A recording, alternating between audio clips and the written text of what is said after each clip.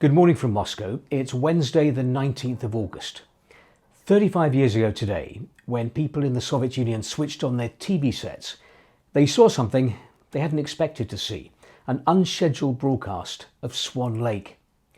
They also heard a new word, a new abbreviation they hadn't heard before, GKCHP, the State Committee on the State of Emergency. The GKCHP had seized power in the USSR, a coup against Mikhail Gorbachev by hardliners in the Soviet leadership. It collapsed 3 days later. A week after that, I flew to Moscow to teach English in the Moscow Machine Tool Construction Institute. And I remember my visa. At the top of the visa, there were 4 letters, USSR. 4 months later, the USSR ceased to exist. 35 years on, there are few reminders of the August 1991 coup here, but there is one, and this morning I went to take a look. I left home early, before 6. As you can see, there was already a long queue for petrol at my local petrol station, and I drove on until I reached what's known as the Monument to the Defenders of Democracy, in memory of the 3 people who were killed on the streets of Moscow during the August 1991 coup.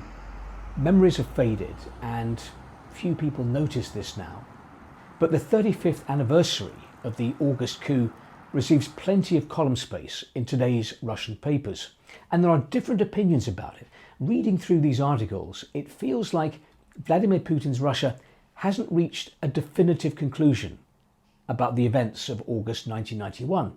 On the one hand, the coup leaders had claimed that they'd been trying to save the USSR, the subsequent collapse of which Vladimir Putin has called a geopolitical catastrophe. But on the other hand, the idea of senior figures in the leadership launching a coup against the leader, that is not the kind of example that Vladimir Putin's Kremlin would like to encourage. In Komsomolskaya Pravda, there's an interview with Sergei Stepashin, who headed a parliamentary commission investigating the coup. He says, a coup is a coup. They usurped power. But in Moskovsky Komsomolets, one of the investigators, Vladimir Solovyov, suggests the coup leaders acted in a bad way, but their intentions were pure. They were trying to preserve the Soviet Union. There are those here who blame the West, like ultra-nationalist writer Alexander Prokhanov in Arguments and Facts. The GKCHP was the final act of a giant special operation to destroy the Soviet Union, a powerful provocation by the enemy we now call the collective West, or NATO. And yet, back to Sergei Stepashin, and he declares, we are to blame for our own calamities. We brought the country to collapse.